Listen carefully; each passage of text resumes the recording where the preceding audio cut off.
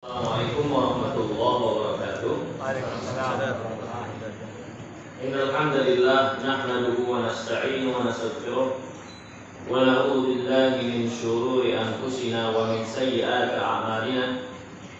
Man yahdihillahu fala mudilla lahu wa man yudlil fala hadiya lahu. Wa asyhadu an la ilaha illallah wahdahu la syarika lahu wa asyhadu anna Muhammadan 'abduhu wa rasuluhu la nabiyya ba'dah. Amma ba'd. Hadirin yang dimuliakan oleh Allah, alhamdulillah kita bersyukur kepada Allah Subhanahu wa taala atas segala nikmat dan karunia-Nya. Kembali Allah pertemukan kita di kesempatan pagi hari yang mulia ini. Kita akan lanjutkan pelajaran kita mempelajari kitab Al-Wajiz, masih dalam kitab Al-Buyu'ah. Terakhir sampai pada pembahasan yaitu larangan-larangan atau jual beli yang terlarang. Sekarang kita masuk ke bagian jual beli yang ke-9 yang terlarang. Berkata penulis rahimahullah, an-nahyu an bai'i ta'am hatta yajriya fihi sha'an. Larangan untuk menjual beli makanan sampai berlalu padanya dua sok, berlalu atau sampai terpenuhi dua sok, ya. Apa yang dimaksud dengan larangan ini? Mari kita perhatikan. Dibawakan oleh penulis hafizahullah taala, an Jabir radhiyallahu taala an qala nahan Nabi sallallahu alaihi wasallam an bai'i ta'am hatta yajriya fihi sha'an, sha'ul bai' wa sha'ul mushtari. Wa yudhkar Utsman radhiyallahu ta'ala anna Nabi sallallahu alaihi wasallam qala lahu idza bi'ta faqil wa idza ta'ta faqtal. Dari Jabir radhiyallahu ta'ala dia berkata Rasulullah SAW melarang untuk menjual beli makanan sampai berlaku padanya dua sok, yaitu sok untuk penjual dan sok untuk pembeli. Dan disebutkan dari Utsman Ibn Affan radhiyallahu ta'ala bahwasanya Nabi pernah bersabda kepadanya, kalau engkau menjual maka timbanglah, ya.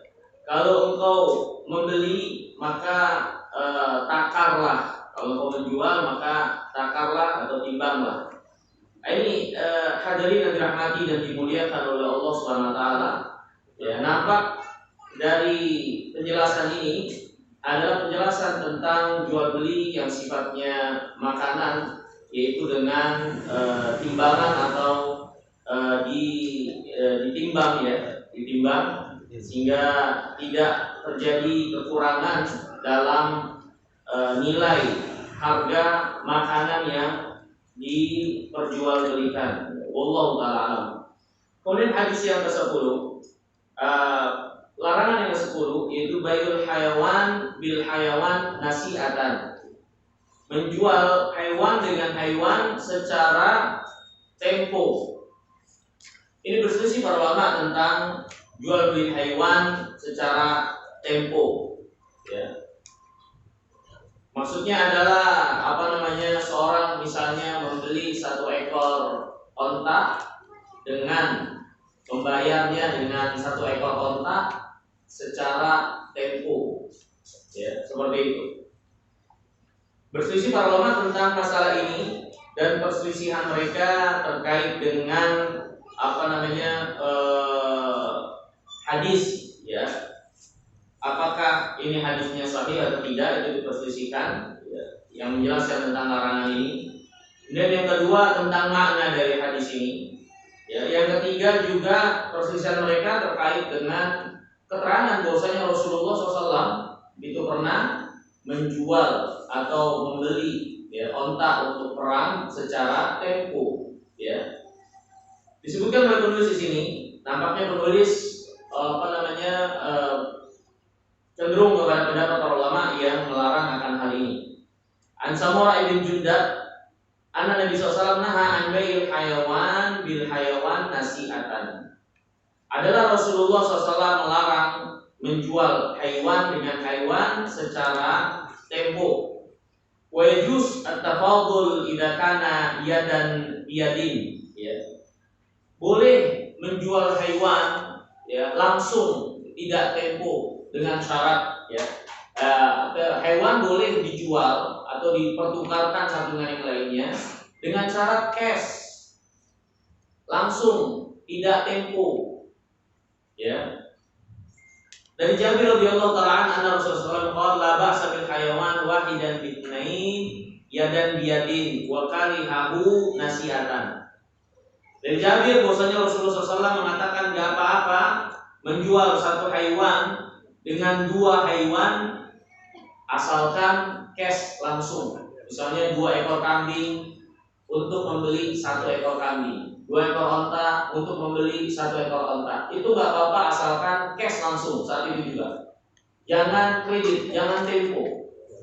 Ini menurut apa yang menjadi pendapat penulis dengan membawakan hadis ini. Ya, walaupun sekali lagi para ulama berselisih di antara mereka, ada yang membolehkannya secara mutlak karena Nabi Muhammad SAW pernah ya mempraktikkan demikian, yaitu menjual hewan secara tempo, ya menjual hewan secara tempo. Ini hadirin yang dirahmati dan dimuliakan Allah, kalau kita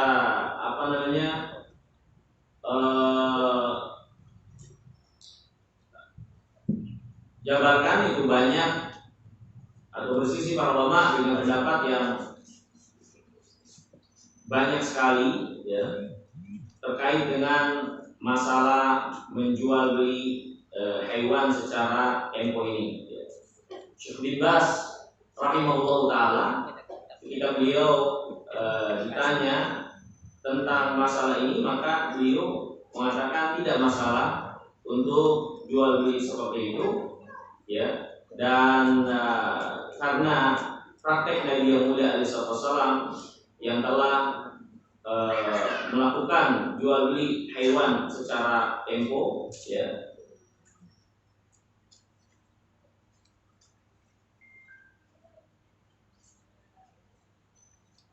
Dan hadis-hadis yang menjelaskan hal ini memang dipermasalahkan oleh para ulama, ya.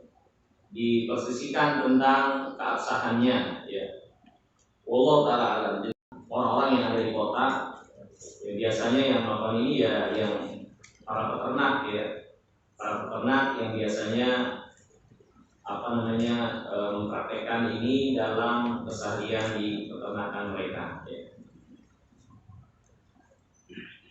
Saya sebutkan saja secara umum, ya, pendapat para ulama tentang masalah ini, ya. Jadi yang pertama, para ulama sepakat bahwasanya boleh jual beli hewan, ya, dua hewan dengan satu hewan cash saat itu juga. Ini sepakat bahwasanya itu nggak masalah. 1 ekor onta dibeli dengan 2 ekor onta, tapi saat itu juga sepakat ulama kalau yang seperti ini boleh.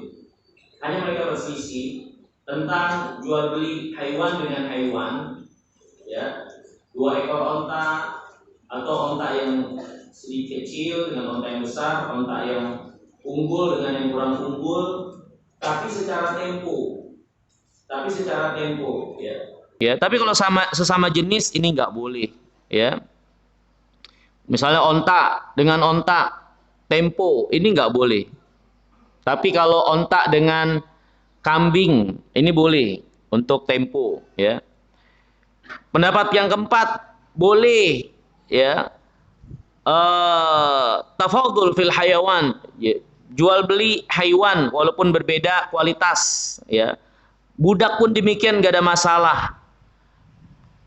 Mau cash ataupun tempo, dengan syarat antakhtalifa fi sifatiha wa nafiha, dengan syarat memang jelas beda kualitasnya yang berbeda.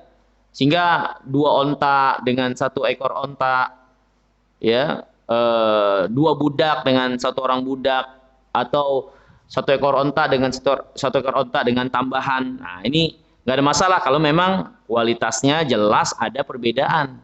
Nah, ini tempo pun nggak masalah, ya.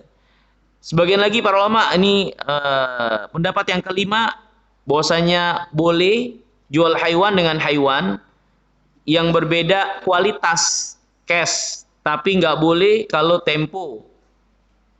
Kecuali hewannya itu memang sama, jenisnya sama, kualitasnya sama. Kalau jenis sama dan kualitas sama, ngapain ditukar, ngapain dijual beli tentunya. Tapi ini akhirnya menjadi pendapat atau sebagian pendapat para ulama ya dalam masalah ini. Jadi ada 5 pendapat kurang lebihnya dalam masalah ini ya. Nah, dalil pendapat para ulama yang kedua yang membolehkan tadi secara mutlak yaitu hadis Abdullah bin Amr bin As. Bahwasanya Rasulullah SAW pernah memerintahkan untuk mempersiapkan pasukan perang. Ya, di antaranya adalah unta yang dipersiapkan untuk peperangan. Maka Rasulullah SAW memerintahkan untuk membeli unta tersebut dari harta sedekah. Ya, fakana ya'khudul ba'ir bil ba'iraini ila ibilis sadaqah. Ya, adalah Nabi SAW ketika itu ya membeli 1 ekor onta dengan 2 ekor. 1 ekor onta dengan 2 ekor ya. Dan ini dilakukan juga apa namanya secara nasiah ya. Ini secara apa namanya tempo ya. 1 ekor onta dibeli dulu, nanti kalau udah ada 2 ekor onta berikutnya baru dikasih sebagai pembayaran untuk 1 ekor onta yang dipersiapkan untuk perang itu.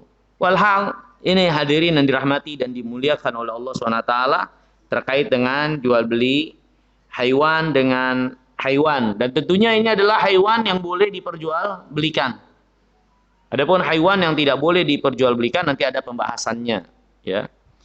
Kemudian yang ke-11 ya, di antara jual beli yang terlarang adalah bai'ur rutabi bitamr.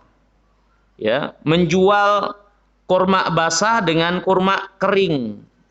Ya. Kenapa? Karena ini akan berpotensi kurangnya timbangan kurma yang basah kalau mengering. Ya, apalagi pada zaman itu tidak ada apa namanya?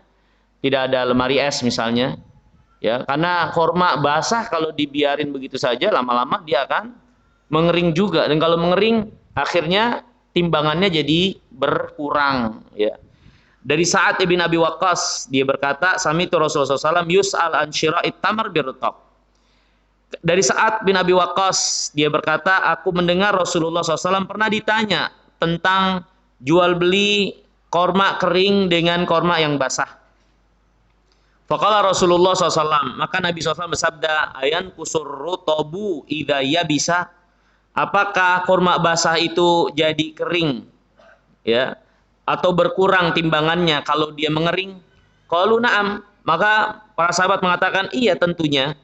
Fanaha Rasulullah SAW an dzalika, maka Nabi SAW melarang perbuatan yang demikian ya, melarang perbuatan yang demikian ya. Ini hadirin yang dimuliakan Allah Subhanahu wa taala, di antara jual beli yang dilarang oleh Rasulullah sallallahu alaihi wasallam ya, ini jual beli korma basah dengan korma yang kering ya. Kemudian yang ke-12 yaitu bai'uz zar' bit ta'am kailan ya. Menjual tanaman dengan makanan secara apa liter ya, secara literan. Bagaimana ini? Mari kita perhatikan apa namanya? Dibawakan di sini oleh penulis dari Abdullah bin Umar radhiyallahu taala anhu, dia berkata, nah Rasulullah SAW anil muzabanah. Nabi SAW melarang jual beli muzabanah. Apa itu muzabanah? An yabi'a thamara ha'itihi in kana naklan bitamrin kailan. Itu seorang menjual buah kebunnya, hasil kebunnya ya. In kana naklan bitamrin ya. Menjual beli hasil kebunnya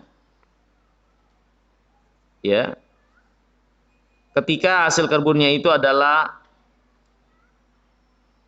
apa namanya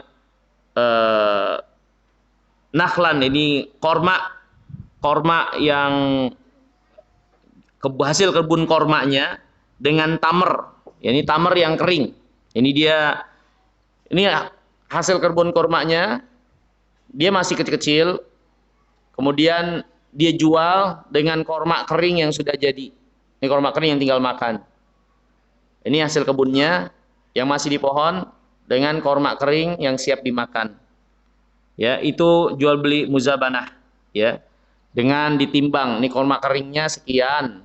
Nanti ini hasil kebunnya, silakan ambil.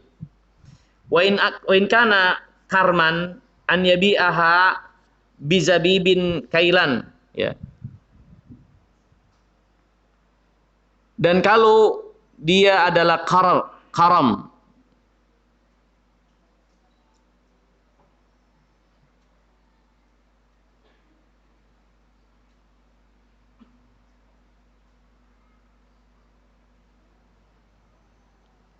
dan kalau dia adalah anggur, ya, untuk dijual dengan zabib.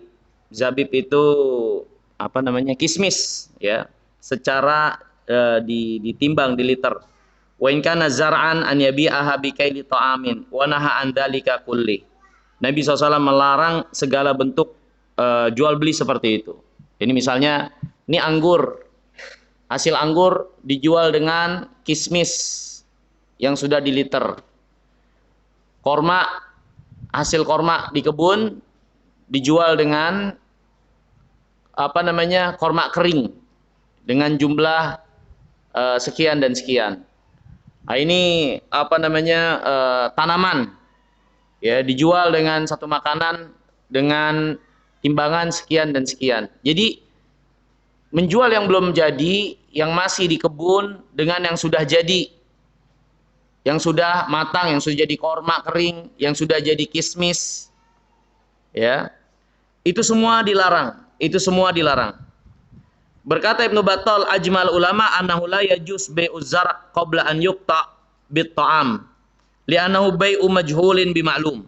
Kata Imam Ibnu Battal, ijma para ulama nggak boleh menjual hasil tanaman, ya, dengan makanan atau dengan yang sudah jadi sebelum tanaman itu dipanen, ya, karena ini termasuk jual beli yang majhul, jual beli yang nggak jelas, karena bisa jadi tanaman yang ada di pohon itu tidak panen, rusak, ya, mengalami kerusakan, sehingga akhirnya si pemilik makanan dari korma kering atau kismis yang sudah menghitung literannya, yang sudah menimbang, dia bisa mengalami kerugian karena ternyata hasil panennya nggak seberapa karena ada kerusakan, ya. Atau bisa jadi pemilik kebun yang rugi karena ternyata hasil panennya itu adalah lebih banyak daripada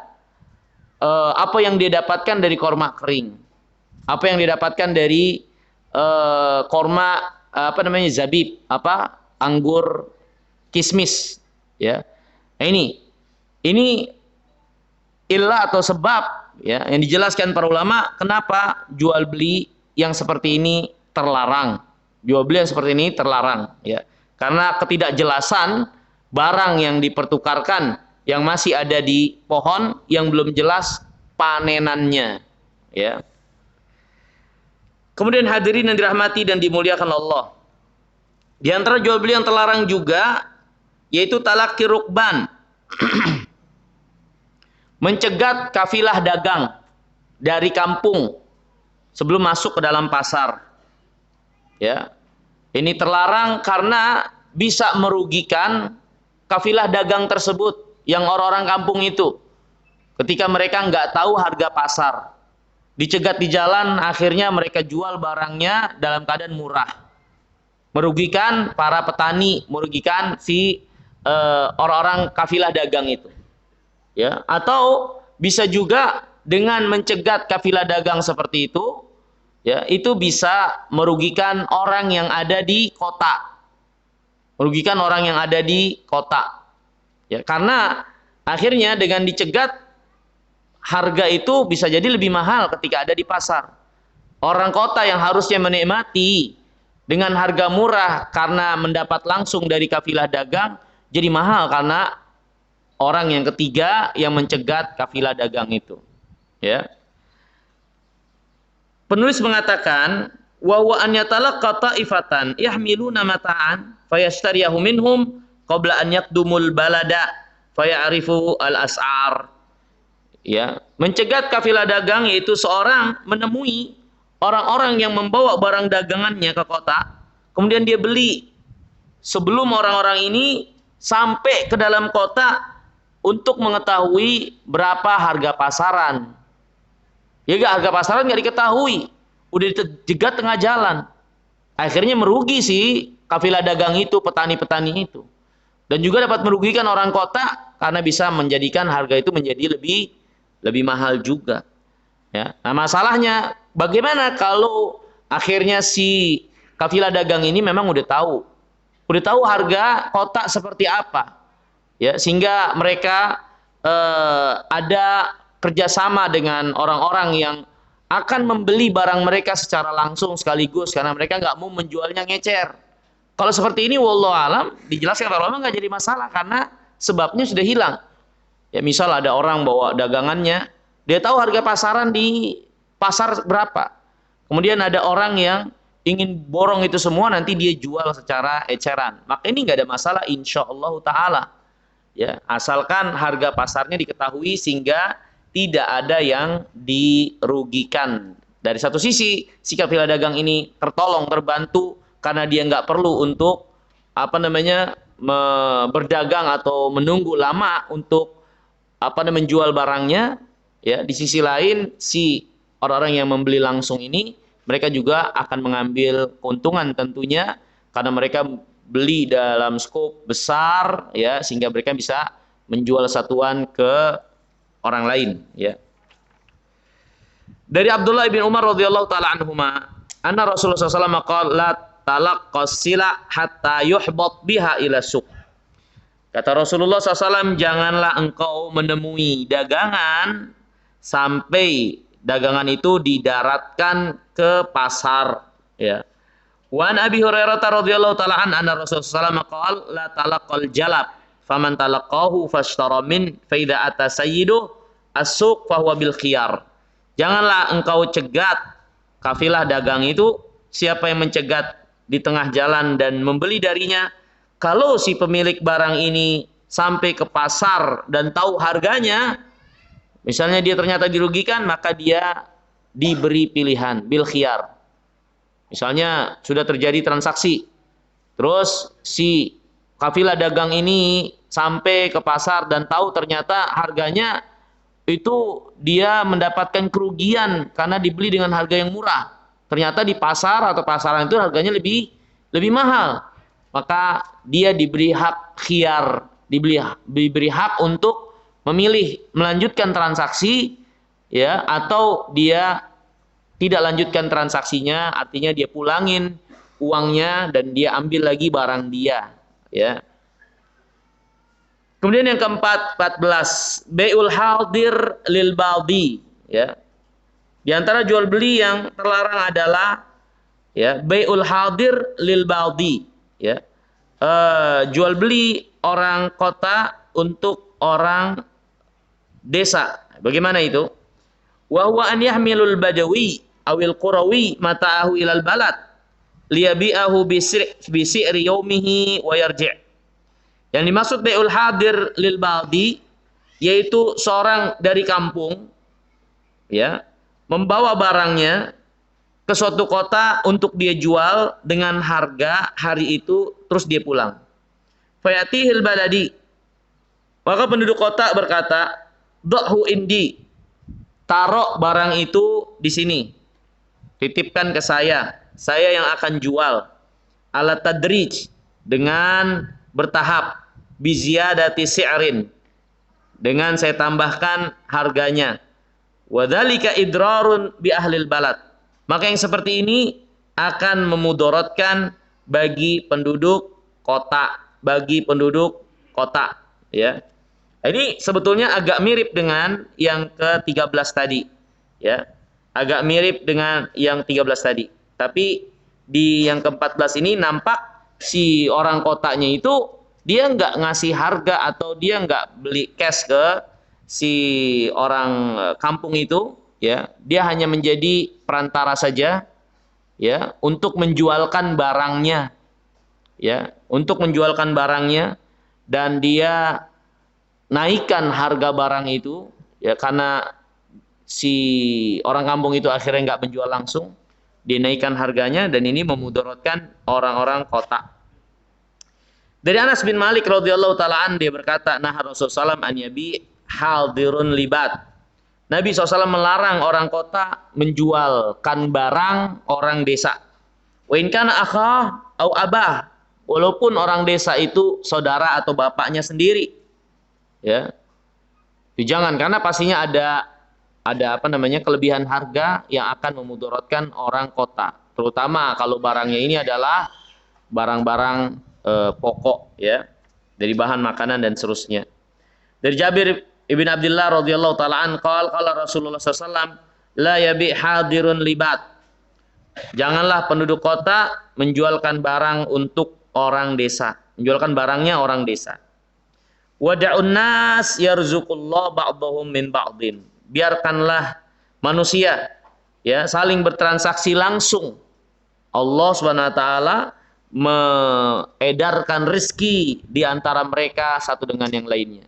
Jadi sehingga tidak ada pihak yang dirugikan, ya. Orang desa dia tidak dirugikan, ya, atau terutama dalam hal ini orang kota yang tidak dirugikan, apalagi kalau itu terkait dengan bahan pokok, ya. Ini apa namanya, bisa meninggi harganya dengan sebab orang ketiga tersebut, ya.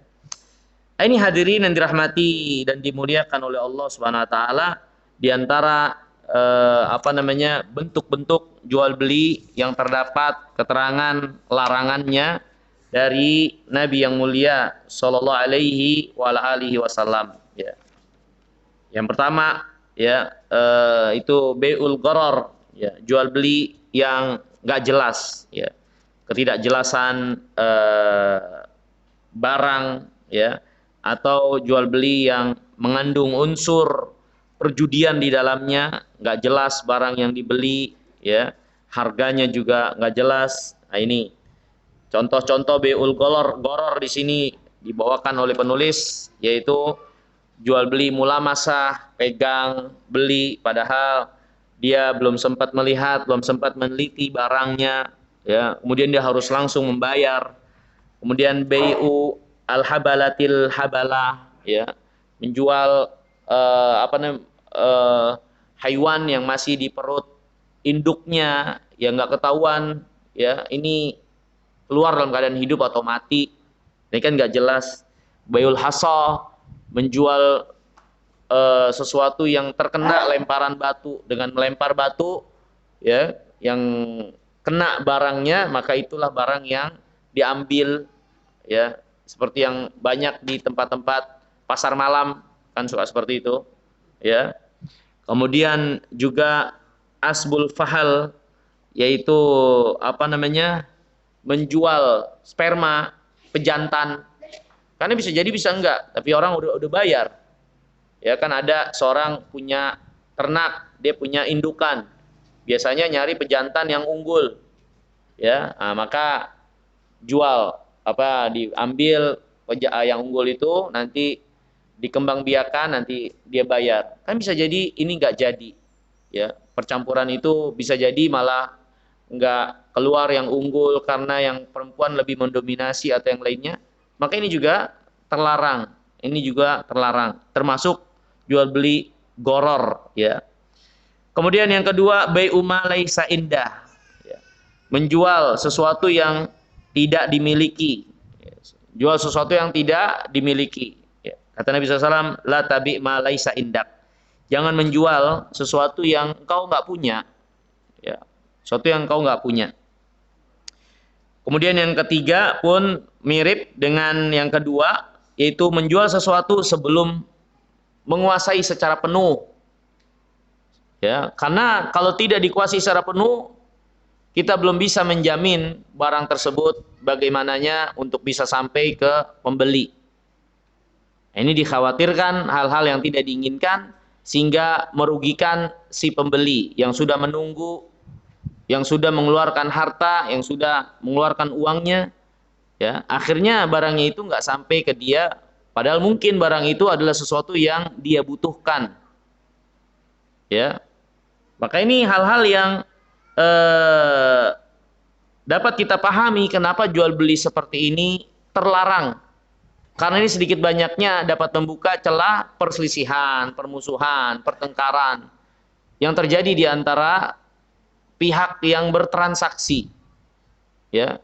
Karena di antara maksud dan tujuan syariat mengatur jual beli dan melarang sebagian dari bentuk jual beli itu adalah perselisihan yang dapat terjadi, yang berpotensi terjadi antara dua orang yang bertransaksi. Maka bentuk-bentuk transaksi yang dapat membuka lebar pintu perselisihan, persengketaan, perseteruan, maka itu ditutup oleh syariat. Ya, mendatangkan permusuhan itu ditutup oleh syariat. Ya, karena itu bertolak belakang dengan nilai-nilai Islam yang mengajarkan persaudaraan, ya, ikatan persaudaraan, ya, dan seterusnya dari ukhuwah Islamiyah yang menjadi tujuan dari agama ini Allah Subhanahu wa taala turunkan. Kemudian yang keempat itu al-bai' ala bai'i akhi, ya, menjual atau membeli transaksi yang belum selesai,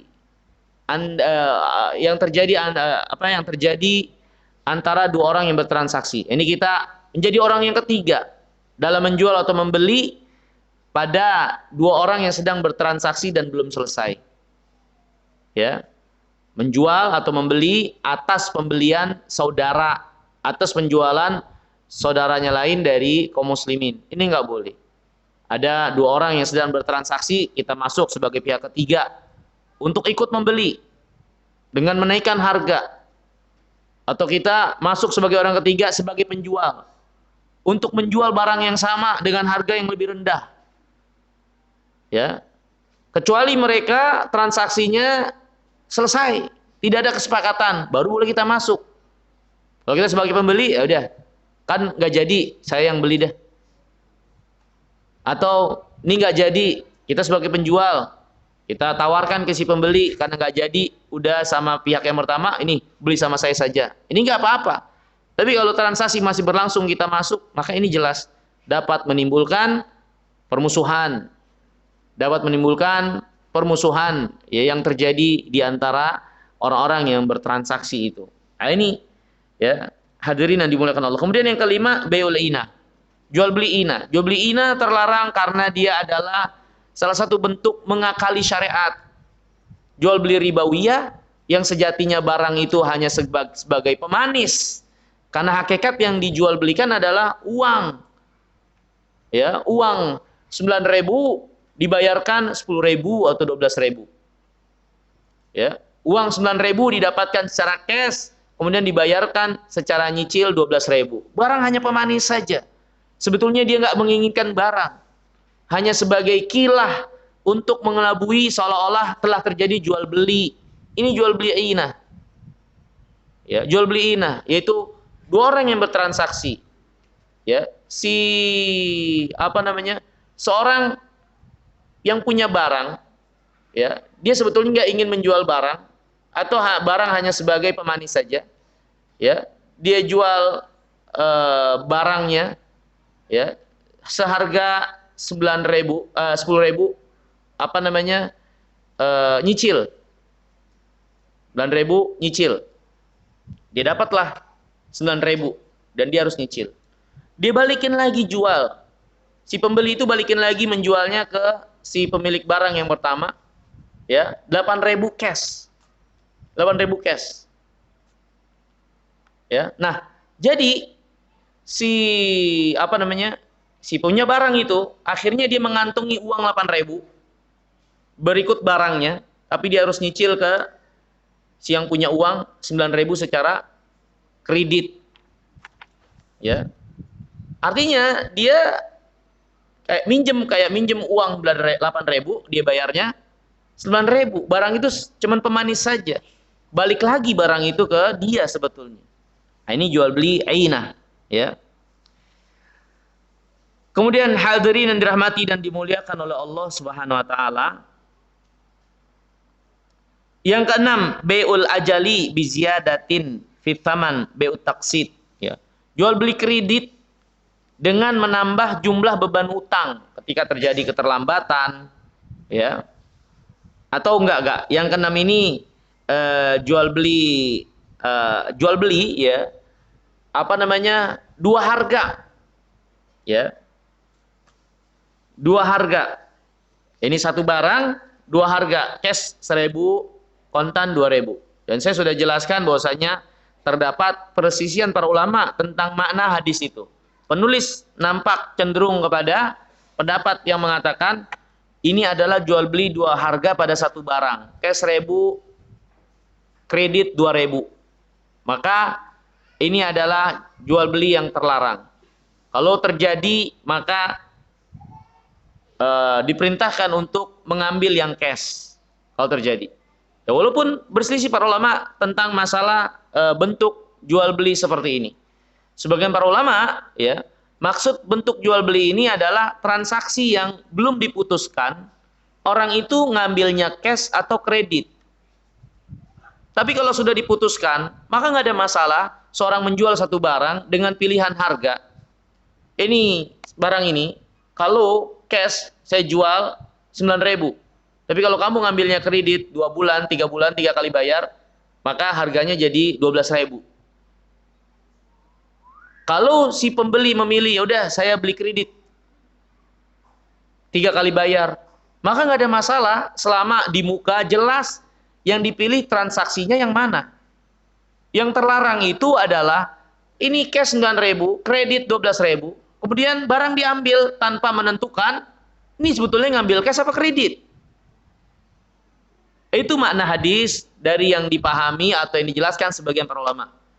Adapun menjadikan satu barang dua harga asalnya nggak ada masalah, karena tentunya pembayaran yang tempo akan berbeda nilainya dengan pembayaran yang cash. Karena tempo itu memerlukan usaha yang lain, dia menunggu, ya, kemudian uangnya lama baliknya. Maka wajar kalau akhirnya kalau kredit itu harganya lebih banyak atau lebih mahal daripada harga yang cash. Ya, seperti itu. Sehingga kalau terlarang dari awal satu barang untuk diberikan dua harga, maka ini kurang tepat. Ya, wallahu taala alam. Walaupun penulis di sini cenderung kepada pendapat bahwasanya ini untuk satu barang yang diberikan dua harga, maka itu sudah nggak boleh. Kalau mau satu barang ya satu harga. Ya. Wallahu taala alam, ya. Kemudian selanjutnya itu bai'ul muawamah, jual beli muawamah. Yang dimaksud ini adalah bai'us sinin, ya. Yaitu jual beli bertahun-tahun. Apa yang dimaksud? Yaitu seorang membeli buah yang masih ada di pohon, hasil panenan, ya, selama beberapa tahun, ya. Misalnya pokoknya ini kebun ini 5 tahun buahnya buat saya beli. Maka ini jelas kan? Nggak jelas, karena ini buah bisa panennya banyak sehingga yang untung itu adalah si pembeli, bisa juga panennya sedikit sehingga si pembeli rugi. Misalnya dia udah bayar 20.000, ini buah bertahun-tahun, ya 5 tahun saya bayarin 20.000. Ya, ternyata kalau dikalkulasi hitungannya ini panenan bisa sampai ratusan ribu. Akhirnya rugilah si pemilik kebun. Atau sebaliknya, ternyata terjadi hama sehingga panenan hanya sampai 10.000 dalam tahun yang disepakati itu. Akhirnya rugi sih yang membeli di awal. Ini bai'ul muawamah. Kemudian yang ke-8 yaitu yang terlarang juga salafun wa bai'un. Salafun wa bai'un. Apa yang dimaksud dengan salafun bai'un? Salaf artinya utang. Yang dimaksud di sini adalah ya seorang menjual sesuatu, saya jual air ini ya kepadamu dengan syarat engkau meminjamkan hutang kepadaku, meminjamkan uang kepadaku. Ya. Ini terlarang karena bisa membuka celah bahwasannya penjualan ini akhirnya dikurangi karena dia dapat keuntungan bisa minjem duit. Ya, maka pinjaman yang ada keuntungan seperti itu ini diantara bentuk ribawiyah. Ya, saya jual ya nggak apa-apa dah. Saya jual karena kamu memang perlu, saya jual air ini ke kamu. Tapi kamu pinjemin saya ya 20.000. Ya, gitu. Maka seolah-olah ini saya jual sebagai kelebihan karena dia meminjamkan uangnya ke saya. Ya, sedangkan kelebihan dengan sebuah pinjaman ini adalah ribawiyah. Nah, itu jual beli yang di antara jual beli yang terlarang. Karena di sini ada apa namanya unsur-unsur ribawiyah di sana. Ya, ini yang dikatakan oleh Imam Khattabi dari sabda Nabi, la yahillu salafun wa bai'un. Enggak boleh, enggak halal apa namanya hutang dibarengi dengan penjualan. Ya, maksudnya seperti itu. Kemudian yang ke-9, an-nahyu an bai'it ta'am hatta yajriya fihi sa'an. Nah, tadi sudah kita jelaskan. Yang 10, bai'ul hayawan bil hayawan, jual beli haiwan dengan haiwan. Yang ke-11, jual beli apa namanya kurma basah dengan kurma kering. Ya. Yang ke-12, jual beli tanaman ya dengan makanan. Ya, tanaman dengan makanan. Ya, maksudnya adalah buah ya yang ada di kebun ya yang belum dipanen dengan hasil panenan yang sudah ditimbang. Ya, ini nggak boleh. Kemudian talaqi rukban, mencegat kafilah dagang. Ya, ini kurang lebih sama dengan bai'ul hadir lil badi. Ya. Wallahu ta'ala alam, itu diantara bentuk-bentuk macam jual beli yang disebutkan oleh penulis yang terlarang. Ya, terlarang transaksi jual belinya. Kemudian yang berikutnya yaitu penjelasan mala yajuz bai'uhu, komoditi barang yang tidak boleh diperjualbelikan. Komoditi barang yang tidak boleh diperjualbelikan. Ya, secara umum yang tidak boleh diperjualbelikan adalah barang-barang apa-apa yang diharamkan oleh syariat. Apa-apa yang diharamkan oleh syariat, maka diharamkan juga pemanfaatannya. Sesuatu zat yang diharamkan oleh syariat, maka pemanfaatannya juga terlarang. Ya. Contoh, ya, atau disebutkan di sini di antara komoditi yang terlarang untuk diperjualbelikan. Yang pertama adalah khamr. Khamr, ya, jelas. Maka khamr itu terlarang, ya, diperjualbelikan, haram. Ya. Nabi yang mulia alaihi wasallam bersabda, hurrimatit tijarah fil khamr. Diharamkan jual beli khamr, diharamkan jual beli khamr. Walaupun kita nggak meminumnya, tapi kita yang menjual khamrnya, orang yang menikmatinya, nggak boleh. Walaupun kita nggak mengkonsumsi khamr itu. Dan yang semisal dengan khamr dari barang yang haram, walaupun kita tidak menggunakan, itu kita juga nggak boleh memperjualbelikannya. Seperti narkoba, kita nggak pakai narkoba, tapi kita jualin. Maka ini nggak boleh juga, haram, ya, ya, ya sama, ya, seperti itu. Kemudian yang kedua, bai'ul inabi liman yattakhiduhu khamran, ya, menjual suatu bahan yang akan, dan kita tahu ya, suatu bahan yang kita ketahui akan dijadikan sesuatu yang haram. Dalam keadaan kita tahu, misalnya anggur yang kita tahu akan diperuntukkan untuk memproduksi khamr, kita nggak boleh jual anggurnya. Kalau kita tahu akan diproduksi jadi khamr. Tapi kalau kita nggak tahu, maka nggak perlu kita cari tahu. Dan nggak ada masalah kita menjualnya. Kita jual pokoknya anggur aja. Kita nggak tahu dia gunakan buat apa jadi khamr atau enggak. Tapi kalau kita jual ke produsen khamr, kita tahu itu produsen khamr, di mana anggur kita akan dimanfaatkan untuk dibikin khamr, ini nggak boleh, haram. Ya, ini nggak boleh, haram. Ya. Nah, ini hadirin yang dirahmati dan dimuliakan oleh Allah Subhanahu wa taala, masuk dalam keumuman firman Allah, wa ta'awanu 'alal birri wat taqwa wa la ta'awanu 'alal itsmi wal 'udwan. Jangan kalian saling tolong-menolong dalam perbuatan dosa dan permusuhan. Ya, nah, ini hadirin yang dimuliakan Allah. Terkadang ada sesuatu yang asalnya mubah, tapi karena dia adalah sarana untuk kepada yang haram, maka jadi haram. Walaupun asalnya mubah. Kalau kita mengetahuinya. Tapi kalau kita nggak mengetahuinya, maka nggak ada masalah.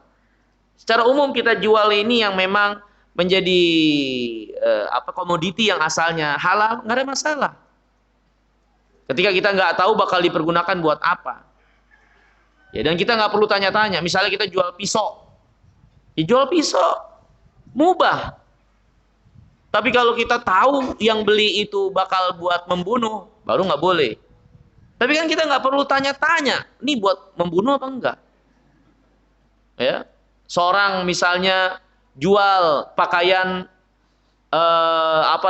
pakaian rumah perempuan, kayak daster, kayak pokoknya ini pakaian-pakaian buat di rumah, baju tidur, ya. Terus yang beli kita nggak perlu tanya, ini ibu mau pakai buat manggung, ya nggak perlu. Orang ini pakaian dalam rumah, tapi ketika itu dipakai sama dia, urusan dia sudah, urusan si pembeli. Kecuali kita tahu, ketika dia beli, ini saya mau pakai ntar besok buat manggung nih, baju tidurnya, yang kelihatan semua auratnya gitu. Nah ini kita nggak boleh kalau kita tahu kayak gitu. Tapi kalau kita nggak tahu, kita nggak perlu tanya-tanya. Ya, seperti itu. Ya, nah, ini hadirin yang dirahmati dan dimuliakan Allah. Maka beda antara menolong, memfasilitasi, membantu langsung dengan yang tidak langsung. Terkadang untuk suatu hal yang kita tidak langsung karena ketidaktahuan dan memang asal dari yang kita jual belikan itu mubah, maka dosa ditanggung oleh yang menggunakan. Ditanggung oleh yang menggunakan. Ya, ya kayak misalnya pencuri makan di rumah makan kita. Kita mana tahu kalau dia pencuri. Yang akhirnya punya tenaga untuk lari kabur habis makan di tempat makan kita. Apakah kita berarti menolong pencuri itu? Ya enggak lah. Kalau kita jual makanan. Ya, jual makanan. Nah, ini harus kita bedakan hal itu. Makanya banyak hal dalam transaksi seperti ini. Ya, yang penting adalah kita tahu yang kita perjualbelikan mubah. Kita nggak perlu korek-korek dan cari tahu ini buat apa. Terserah saja si pembeli. Udah tahu tuh makanan yang buat dimakan. Udah tahu tuh pakaian yang buat dipakai. Itu adalah pakaian dalam rumah, ya harusnya di dalam rumah. Kalau dia mensalahgunakan, ya urusan dia. Ya karena kalau kita takaluf, memaksakan atau berlebihan ya memaksakan dalam pembebanan untuk kita korek-korek manusia, ini dibuat apa, kita ya nggak ada yang beli nantinya. Atau malah memberatkan diri kita sendiri, akhirnya sempit. Ya. Kemudian yang ketiga, di antara yang terlarang juga itu bai'u alatit tarb wal ghina, ya, alat-alat musik. Ya, alat-alat musik. Ya, tentunya alat-alat musik.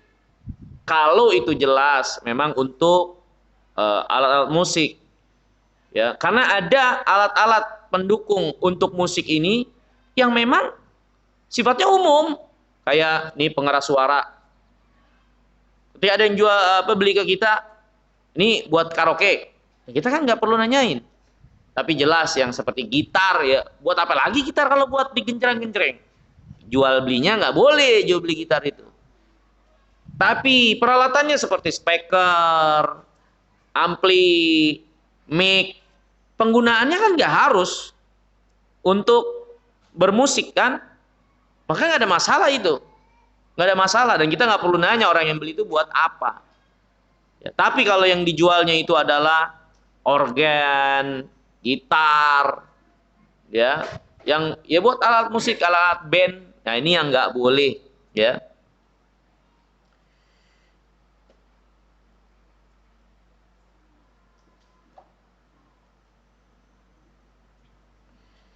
Nabi yang mulia alaihi wasallam bersabda, la tabi'u al-qainat. Janganlah kalian ya menjual qainat. Ya, qainat itu perempuan-perempuan penyanyi. Perempuan-perempuan penyanyi biduan.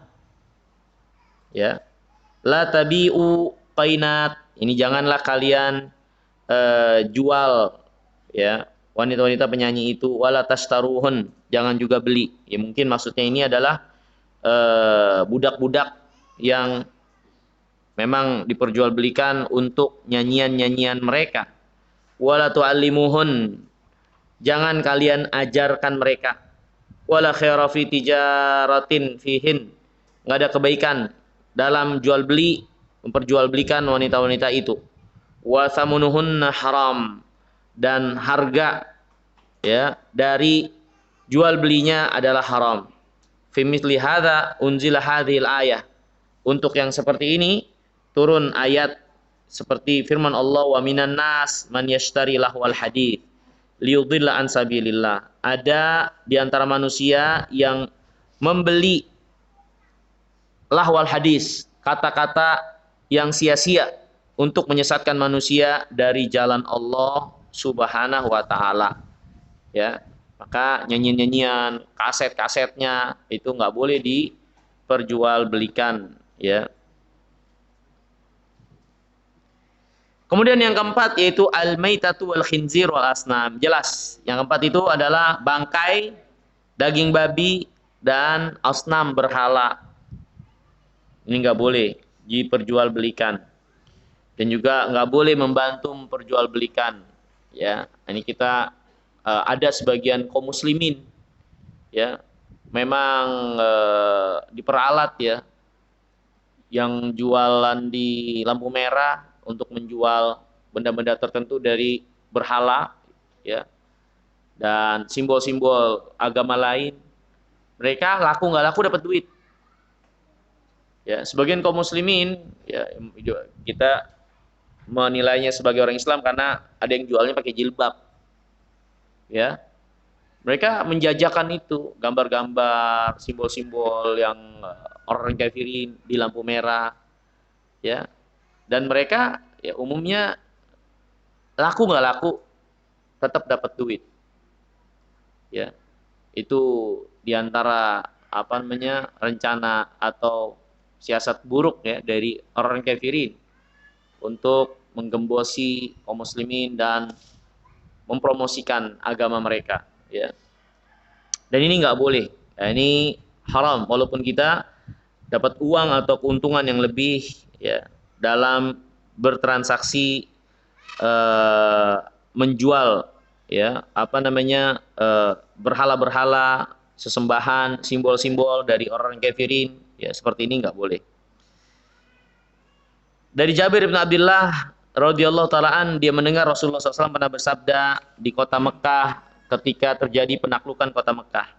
Innallaha wa rasulah harramal bai'al khamra wal maitata wal maitati wal khinzir wal asnam. Allah dan Rasulnya mengharamkan jual beli khamar, bangkai, daging babi, dan juga berhala. Faqila ya Rasulullah, ara'aita syuhumal maitah fa innahu yutla biha sufun. Ya Rasulullah, bagaimana pendapatmu dengan lemak bangkai?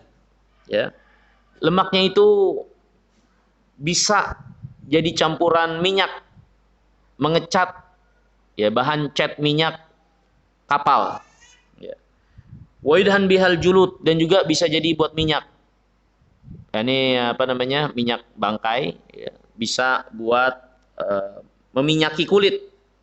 Wa yastasbih bihan nas, yang kadang manusia juga buat bahan bakar lampu, ya, lemak-lemak atau minyak dari bangkai itu. Maka kata Nabi SAW, la huwa haram, nggak boleh, dia haram.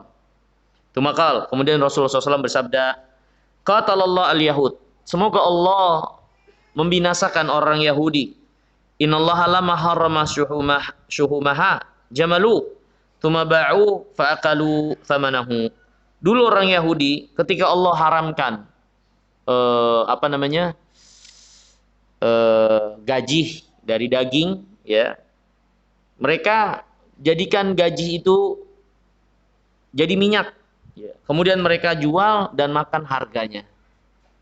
Nah ini sebetulnya salah satu bentuk apa namanya kilah, ya, mengakali sesuatu yang haram, ya, dibuat sedemikian rupa seolah-olah halal untuk mengambil faedah manfaatnya. Ini jelas terlarang, ya, ini terlarang.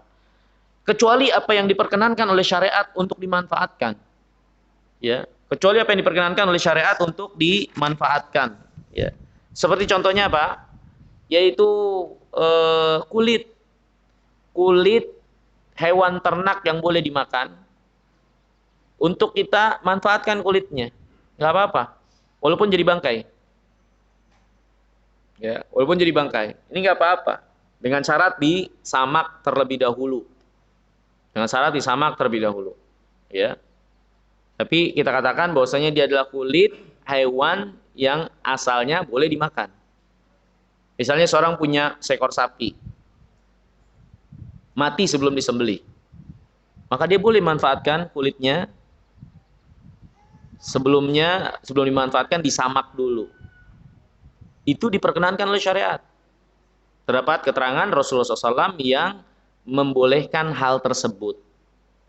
Tapi kalau nggak ada keterangan, maka nggak boleh kita memanfaatkan sesuatu yang asalnya haram untuk kita manfaatkan harganya. Seperti juga yang boleh dimanfaatkan harganya, ya, walaupun untuk sebagian orang haram, seperti emas misalnya. Ya, pernah terjadi pada zaman Nabi SAW, seorang pakai emas. Kemudian Nabi SAW ambil emas itu dan Nabi buang. Kemudian dikatakan, kenapa kamu nggak ambil emas itu, kamu jual atau kamu manfaatkan? Nah, berarti kan dibolehkan untuk dimanfaatkan. Tapi orang ini nggak mau. Dia mengatakan, apa yang sudah dibuang oleh Rasulullah saya nggak akan ambil. Seperti itu. Nah, tapi ini berarti boleh dimanfaatkan. Walaupun asalnya untuk dipakai bagi laki-laki haram, ya. Jadi kalau ada keterangan boleh dimanfaatkan dari sesuatu yang haram, maka nggak ada masalah. Tapi kalau nggak boleh, hukum asalnya memanfaatkan ini sama seperti perbuatan kilah, mengakali sesuatu yang haram sehingga nampak halal untuk dimakan, harga atau diambil harganya, ya. Kemudian yang kelima itu adam. Di antara yang dilarang untuk diperjualbelikan juga adalah darah. Dari Aun bin Abi Juhaifah, ra'aitu abi ishtara hajjaman fa amara bimahajimihi faqusirat. Fa asfasaltuhu an dalik faqala inna Rasulullah naha an thamanid dam. Kata Aun bin Abi Juhaifah, aku melihat bapakku ishtara hajjaman, dia membeli hajjaman, ya. Fa'amara bimahajimihi, kemudian dia diperintahkan untuk apa namanya mengambil darahnya, ya, faqusirat, kemudian dihancurkan. Kemudian ditanya kenapa seperti itu, Nabi SAW melarang dari harga darah. Kata Imam Ibnu Mundir, wa ajma'u ala tahrima haramallah minal maita wad dam wal khinzir. Para ulama sepakat haramnya bangkai, darah, dan khinzir. Ya. Ini darah dilarang untuk diperjualbelikan. Ini untuk dikonsumsi tentunya, karena kan haram. Tapi bagaimana dengan darah yang apa namanya donor? Ya, donor hukum asalnya seharusnya tidak diperjualbelikan. Seorang memberi dengan sukarela, ya. Tapi pihak Palang Merah, ya, saya tanya, itu mereka hanya mengambil biaya dari pengolahan darah itu. Karena darah untuk ditransfusikan itu harus disterilkan dulu atau dipisahkan. Karena ada bagian-bagian yang ini nggak diikut sertakan untuk ditransfusikan kepada yang perlu. Ya, belum lagi ada biaya kantongnya, ya, ada biaya jarumnya dan seterusnya. Nah, itu yang mereka ambil, ya. Makanya kalau misalnya mentransfusikan langsung itu kan biasanya gratis. Misalnya kita butuh donor misalnya, ya, langsung kita bawa orangnya, ini yang akan mendonor dia. Nah, biasanya kan gratis. Tapi kalau dikumpulkan dulu di PMI, maka itu ada biaya pemeliharaan.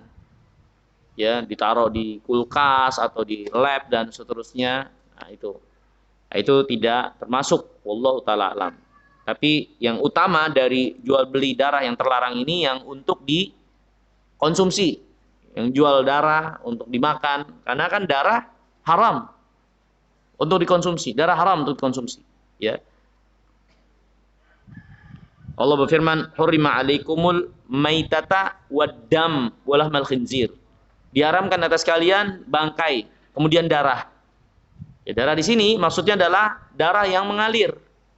Darah yang mengalir yang dikumpulkan ya, kemudian dimasak, yang ada kan yang makan darah.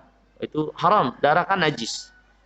Yang mengalir yang banyak. Adapun yang sedikit seperti darah nyamuk, kita sudah bahas tentang bab najasat, perkara-perkara yang najis. Ya, dan darah itu najis kalau darahnya sifatnya banyak yang mengalir. Seperti darah dari hewan yang kita potong. Ya, itu darahnya haram najis.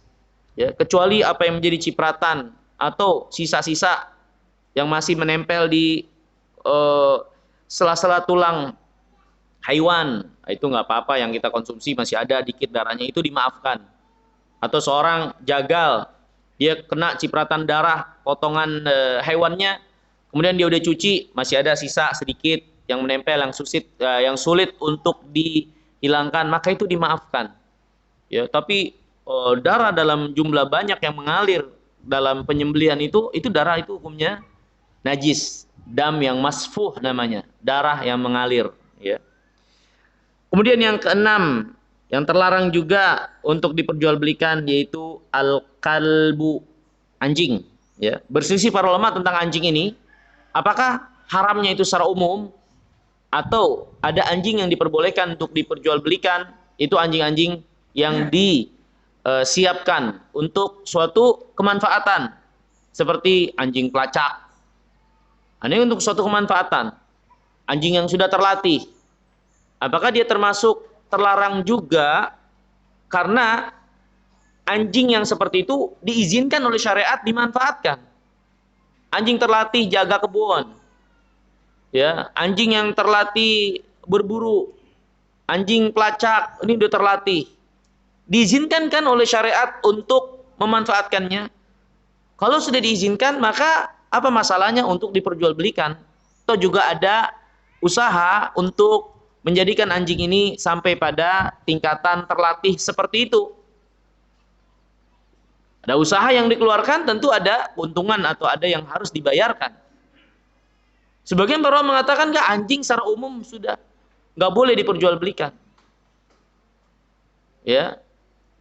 Sebagian lagi mengatakan enggak, yang diharamkan diperjualbelikan adalah anjing-anjing yang enggak ada manfaat tersendiri untuk bisa dimanfaatkan.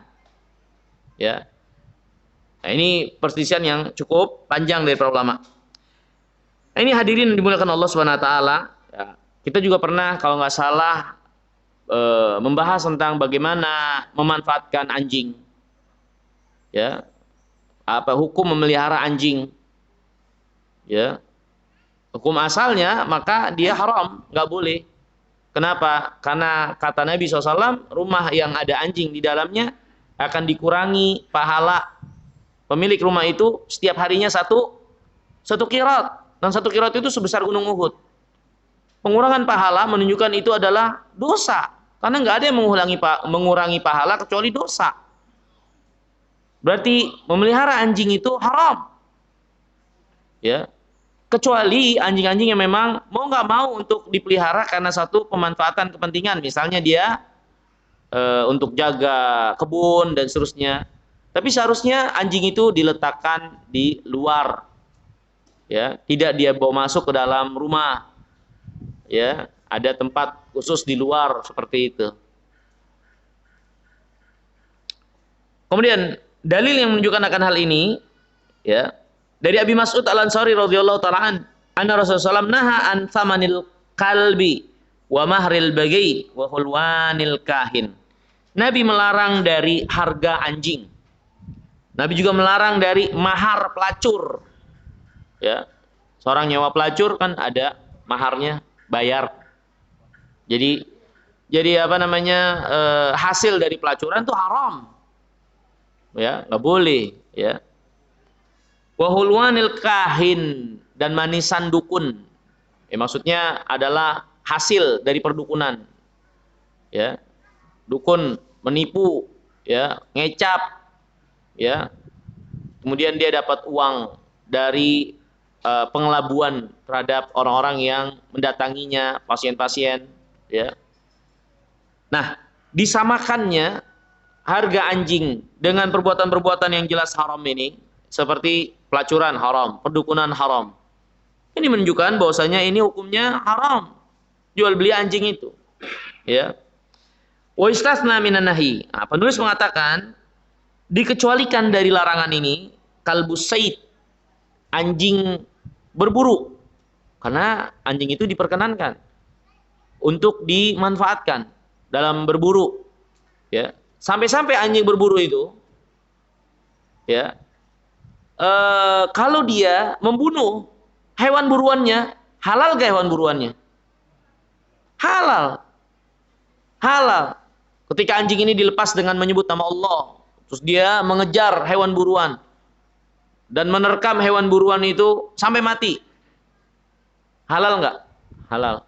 Tapi kalau anjingnya bukan anjing buruan, kita punya anjing, dia bukan anjing terlatih buruan, kejar hewan misalnya, kijang misalnya, mati, halal nggak? Nggak halal kalau anjing itu bukan anjing buruan, ya. Sehingga kata para ulama, anjing aja kalau berilmu ini beda nilainya. Yang dia makan, yang dia terkam jadi beda. Yang berilmu halal buat kita, ya. Kalau nggak berilmu haram. Karena anjing buruan itu, anjing terlatih itu, ketika mereka menerkam bukan untuk diri mereka. Karena mereka udah terlatih itu untuk berburu. Mereka nggak bakal makan buat mereka. Tapi kalau yang bukan buruan, ketika pun menerkam, melumpuhkan mangsanya, ya buat mereka. Ya. Nah, ini beda, ya.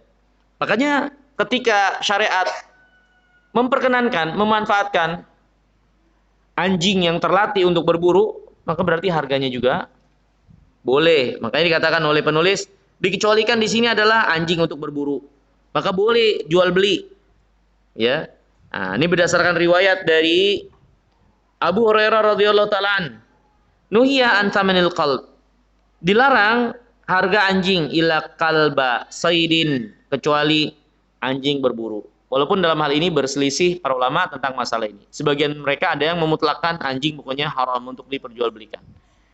Ya, tapi di sini nampak dibawakan perkataan Abu Hurairah tentang masalah ini, ya. Kalau ini adalah riwayat yang sah, maka ini menjadi pendapat yang disandarkan kepada Abu Hurairah, wallahu taala alam bissawab. Kemudian yang ketujuh, di antara yang dilarang untuk diperjualbelikan sinaur atau al-hir atau al-qit, kucing. Ya. Dari Abi Zubair dia berkata, sa'altu Jabiran an thamanil qalb wasinaur. Qala zajara Nabi SAW an dzalik. Kata Abi Zubair, saya bertanya kepada Jabir tentang jual beli kambing dan kucing. Maka dia mengatakan, Nabi SAW telah melarang jual beli tersebut. Jual beli kucing, jual beli anjing. Kucing sinaur. Ya, ini nggak boleh diperjualbelikan. Ya. Kemudian yang ke-8, at-tasawir allati fiha ruhun. Jual beli gambar-gambar makhluk bernyawa. Berdasarkan hadis kisah Ibnu Abbas tentang seorang yang bertanya kepada Ibnu Abbas, dia profesinya itu melukis. Dan di antara yang dia lukis adalah makhluk hidup. Maka Ibnu Abbas mengatakan, nggak boleh. Jangan jual, jangan mengambil hasil dari lukisanmu melukis makhluk hidup. Kalau memang melukis itu mata pencaharianmu, kalau mau maka silakan lukis makhluk yang tidak bernyawa. Ambil harga dari itu nggak ada masalah, ya.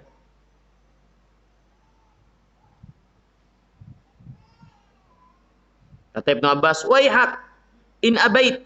Celaka kamu kalau memang kau di situ profesimu melukis, ya, fa'alaika bihadza sajar. Maka gambar saja ini makhluk yang bernyawa, pohon-pohon.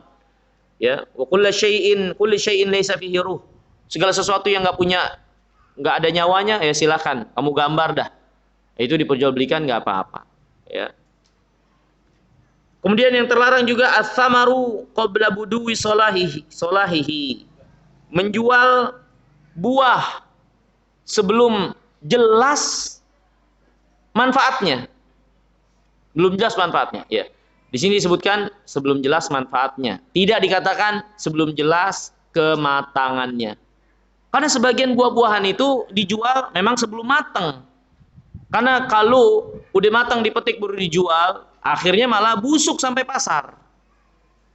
Ya kan? Ada buah-buahan yang memang ini udah pantas bisa dijual. Akhirnya dipanen dulu.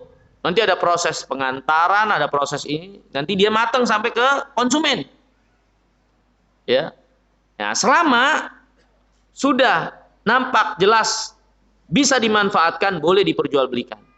Tapi kalau belum, maka nggak boleh. Nampak pantas untuk boleh diperjualbelikan, ada tanda-tanda tersendiri dari buah-buah tersebut. Misalnya dia udah agak memerah, dia udah agak menghijau, kan seperti itu. Tapi kalau masih orang bilang masih apa namanya, masih pentil, jambu dijual, ya kagak jadi, udah dipetik sebelum bisa dimanfaatkan. Nah, ini nggak boleh. Itu yang dimaksud, ya.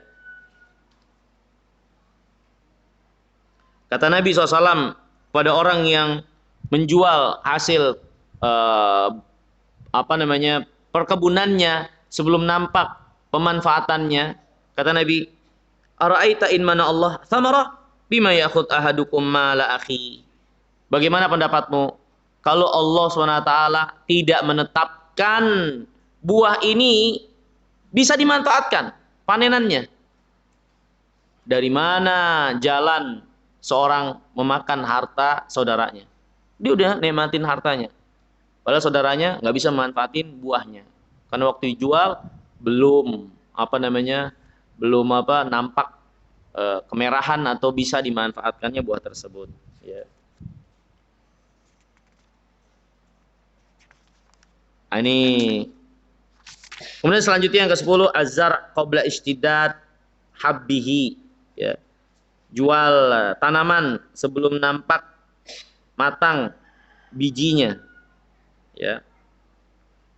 Seperti beras, ya, atau biji-bijian gandum, ya kan? Kan ada, ya sama sih sebetulnya sama yang pertama. Kalau yang pertama tadi, yang nomor 9 sifatnya buah. Kalau ini sifatnya biji-bijian, tanaman dari biji-bijian. Ya.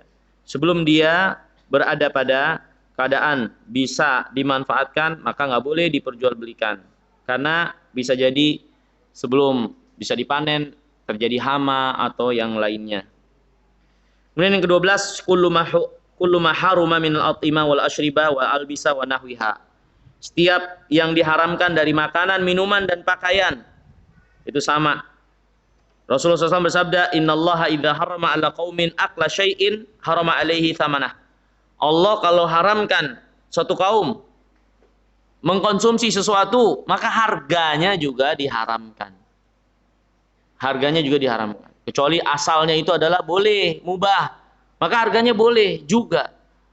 Kecuali tadi di awal, kalau kita tahu itu akan dimanfaatkan untuk yang haram dan jelas. Walaupun begitu kita nggak perlu untuk mengorek-ngorek dan mencari tahu untuk apa dia dipergunakan. Ya. Kemudian yang ke-12, libasun nisa alladzi la tatawafar fihi syurutul jilbab syar'i. Di antara yang terlarang juga diingatkan oleh penulis di sini, jual beli pakaian wanita yang tidak memenuhi syarat jilbab syar'i. Ya. Ini bukan pakaian dalamnya, bukan pakaian rumahnya. Kalau itu kan memang di rumah pemakaiannya. Kita jual ya nggak ada masalah. Tapi ini ada jilbab. yang memang tidak memenuhi syarat yang memenuhi syarat jilbab yang dibenarkan oleh syariat, kita nggak boleh jual itu. Tapi kalau memenuhi syarat nggak ada masalah. Nah, hadirin yang dimulakan Allah, perlu kita pahami memenuhi syarat, bukan kesempurnaan. Karena ada jilbab-jilbab yang memang itu kesempurnaan, tapi bukan menjadi batas dasar dari terpenuhinya syarat. Terpenuhi syarat jilbab itu adalah menutupi dada. Menutupi dada. Ini kan jilbab yang kita maksud jilbab ya kan? Menutupi dada. Adapun yang dipakai oleh wanita-wanita pengajian, ya kan? Itu biasanya udah kelas tinggi lah. Dia pakainya sampai ke tangan, panjang sampai ke lutut, bahkan sampai ada yang ke tanah jilbabnya. Itu bukannya salah, bagus. Tapi jilbab yang mencukupi, menutupi dada, ya, cuman sampai sini misalnya, tapi kan dia kan pakai tangan panjang lagi. Itu terserah dia, tapi itu udah cukup menutupi dada. Maka nggak ada masalah. Tidak ketat, dia longgar juga, bukan jilbab syuhrah untuk ketenaran, ya, popularitas. Kalau sudah cukup, maka kita katakan nggak ada masalah. Ya, kayak misalnya laki-laki celana, kalau dia pakai setengah betis itu keutamaan. Tapi kalau hanya pas-pasan mata kaki, ya boleh saja, itu enggak melampaui batasan syariat. Tapi yang lebih utama memang setengah betis. Maka jangan kita haramkan apa-apa yang tidak melampaui batasan syariat dengan alasan itu kurang sempurna. Harus kita dudukkan perkaranya. Ini kalau kurang sempurna, haram nggak? Enggak. Kalau enggak, jangan haramkan kepada manusia. Kecuali haram. Kalau enggak haram, maka jangan haramkan. Kalau enggak sempurna, ya kan orang berbeda-beda dalam keimanan. Ada wanita-wanita yang memang dia belum bisa lah seperti perempuan-perempuan yang udah lama ngajinya, sampai tertutup panjang, ya, terutama perempuan-perempuan para remaja, ya kan, yang dia baru mau pakai jilbab, ya, terkadang dia belum bisa untuk pakai begitu saja seperti yang dipakai sama ibu-ibu yang udah ngajinya lama, ya, akhirnya dia pakai. Selama itu enggak terlarang, mengurangi batasan syariat, maka jangan kita katakan itu haram. Nggak ada masalah. Nah, ini yang dimaksud. Kecuali itu haram memang nggak boleh, ya. Tidak sesuai dengan batasan syariat, baru kita katakan nggak boleh. Tapi kalau itu nggak melampaui batasan syariat, kenapa kita bebani dan pasahkan manusia untuk sesuatu yang asalnya memang nggak wajib untuk mereka lakukan? Ya, seperti misalnya Nabi SAW datang kepada beliau, bertanya tentang Islam. Ada orang datanya tentang Islam, maka Nabi hanya jelaskan rukun Islam. Orang ini mengatakan, demi Allah ya Rasulullah, saya nggak akan tambahkan kecuali apa yang dijelaskan tadi. Berarti yang sunat-sunat lainnya itu dari perkataannya ini dia nggak ngerjain. Apakah Nabi mencela dan menyalahkan? Karena sunat-sunat itu sifatnya adalah keutamaan, bukan dosa kalau nggak dikerjain. Nabi mencela dia? Enggak. Bahkan Nabi mengatakan, aflaha in sadaq.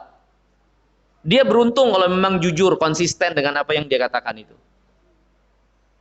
Maksudnya adalah apa-apa yang tidak melampaui batasan syariat, yang terlarang oleh syariat, walaupun itu bukan sempurna, bukan ideal, tapi enggak dosa, maka enggak perlu kita menyempitkan manusia, melarang mereka atau mengharamkan untuk mereka. Kalau kita ingin menasehati, oh tentu lebih baik lagi begini untuk suatu keadaan ini dan itu dan seterusnya, fadhol silakan. Tapi memaksakan jangan. Ya, ini hadirin yang dirahmati dan dimuliakan Allah maksudnya. Ya, jadi kan banyak nih pedagang-pedagang yang jual jilbab.